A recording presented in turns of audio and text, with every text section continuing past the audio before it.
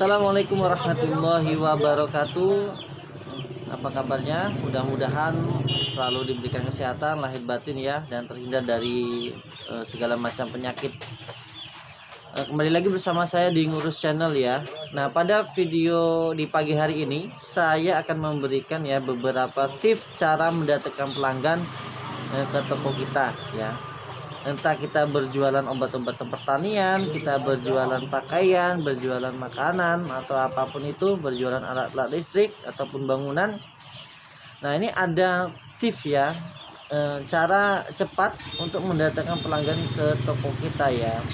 Karena biasanya pertama buka toko pasti toko kita sepi ya. Itu karena kita belum ada pelanggan. Dan itu jangan khawatir ya, jangan cemas, itu wajar.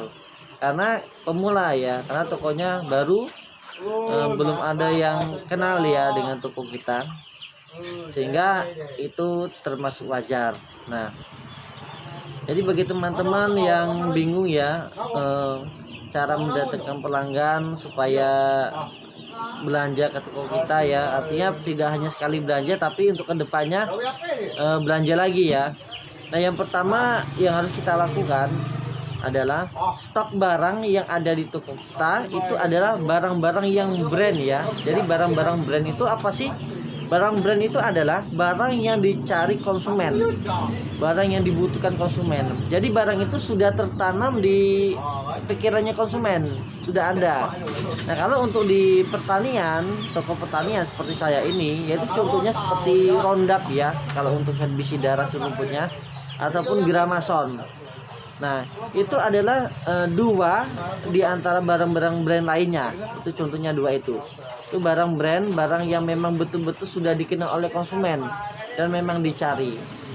Nah, jadi barang brand ini harus ada di toko kita. Stoknya harus ada. Meskipun tidak banyak ya, karena terkendala modal biasanya awal-awal kita buka toko pertaniannya atau toko apapun itu. Yang penting barang brand itu harus ready di toko kita. Tidak perlu banyak, cukup dua aja tuh sudah cukup. Nah, itu yang pertama.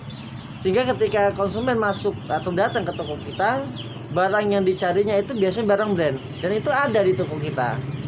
Nah, nanti akan tertanam di benak konsumen bahwasanya toko kita ini lengkap, barangnya ada gitu. Itu yang pertama. Dan kemudian yang kedua yang harus kita lakukan ketika konsumen sudah masuk ke toko kita dan ingin berbelanja, jangan pernah sekali-kali kita memberikan harga mahal ya. Apa sih harga mahal itu? Harga mahal adalah harga di atas rata-rata orang menjual harga tersebut. Contohnya, misalkan harga rata-rata orang menjual itu harganya 50. Nah, kita jual 55. Nah, itu jangan sampai ya. Karena itu berakibat fatal, apalagi dengan baru dibukanya toko kita ya, karena kita ingin mencari pelanggan. Nah, beda dengan toko-toko besar ya yang sudah terkenal, yang sudah lama, bahkan sampai puluhan tahun. Nah, itu mereka terkadang jual barang yang mahal, itu tidak masalah ya, karena mereka sudah terkenal, sudah banyak pelanggan. Nah, kalau kita baru buka toko mau kasih harga mahal, jamin gak bakal balik lagi. Karena biasanya ketika kita menetapkan harga yang mahal, konsumen itu akan lari. Konsumen akan lari, akan mencari ke tempat yang lama ya, yang biasanya dia beli. Nah, biasanya keuntungan dari buka toko ini, biasanya ada orang-orang tertentu yang ingin mencoba. Nah, itu toko baru tuh, coba kita ke sana, siapa tahu lebih murah. Biasanya seperti itu. Nah, ketika konsumen sudah masuk, itu sebenarnya kesempatan kita ya untuk menarik atau menggait supaya menjadi pelanggan tetap. Nah, dengan syarat tadi ya, tidak boleh memberikan harga yang mahal, yaitu harga di atas rata-rata orang jual. Nah, berarti kita harus kasih harga berapa? Kita harus kasih harga rata-rata orang jual? Tidak, karena kita baru pemula, kita baru awal buka toko, kita ingin mencari pelanggan, maka kita harus memberikan harga di bawah rata-rata orang menjual.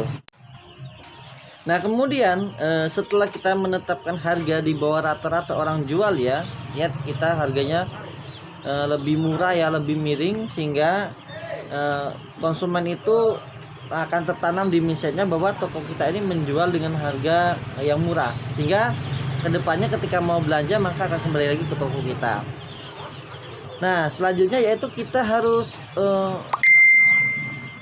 cepat ya, cepat tepat. Artinya cepat dalam pelayanan ya, dan kita tepat memberikan solusi ya, memberikan solusi apa yang dicari konsumen. Nah, sehingga dengan cepat dan tepat ini maka konsumen pun akan senang ya, akan merasa puas dengan produk yang kita berikan ya. Nah, tentunya juga kemudian ada 2S di sini ya, saya buat 2S. Apa itu 2S? 2S itu adalah sapa dan senyum.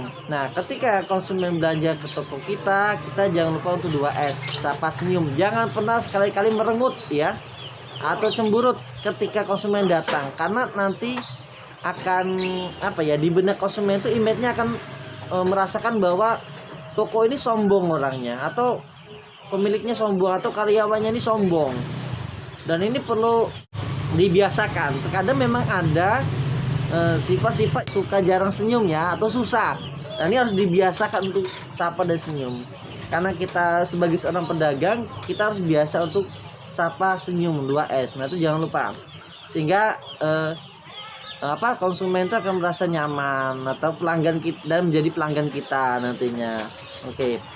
Nah, kemudian setelah itu misalkan ya, contoh konsumen itu belanja di toko kita. Ini awal nih, dia belum pernah datang nih. Ada barang yang mau dicari, dan barangnya ini ternyata tidak ada di toko kita.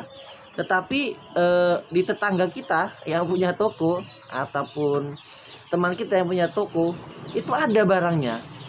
Nah, kita jangan sekali-kali mengatakan bahwa barangnya kosong atau tidak ada. Bilang aja, barangnya ada Pak, tunggu nanti kita ambilin, barangnya ada. Nah gitu. Jangan pernah untuk mengatakan barang tidak ada, karena nantinya lagi-lagi image-nya di pikiran konsumen yang bakal jadi pelanggan kita nih. Kita kan baru menggait nih, mau menggait pelanggan. Nanti image-nya bahwasanya toko kita ini dinilai kurang lengkap barangnya. Nah, sehingga itu citranya buruk ya. Itu penilaian yang tidak bagus bagi toko kita yang awal buka. Nah, itu ya. Nah, kemudian jangan lupa untuk mengucapkan terima kasih ya. Ketika konsumen sudah belanja, jangan lupa ucapkan terima kasih. Karena ucapan terima kasih ini adalah bahasa yang sangat apa ya, yang sangat bisa menyentuh perasaan ya. Terkadang orang kalau kita katakan terima kasih itu sangat senang sekali ya. Sangat senang sekali. Memang ada orang-orang yang biasa saja tidak diucapkan terima kasih, no problem. Tetapi sebagian orang, kebanyakan justru lebih senang ketika diberikan ucapan terima kasih. Itu ada. Nah, itu jangan lupa harus berucap terima kasih ketika konsumen sudah belanja ke toko kita. Oke. Nah, itulah ya, demikian beberapa tips yang bisa saya sampaikan ya. Itu sesuai dengan pengalaman saya selama buka usaha toko pertanian ini ya. Dan alhamdulillah sudah banyak ya beberapa yang menjadi pelanggan saya ya. Nah, mudah-mudahan video ini bermanfaat bagi teman-teman, dan jangan lupa untuk subscribe channel ini karena subscribe itu gratis. Terima kasih, saya tutup. Assalamualaikum warahmatullahi wabarakatuh.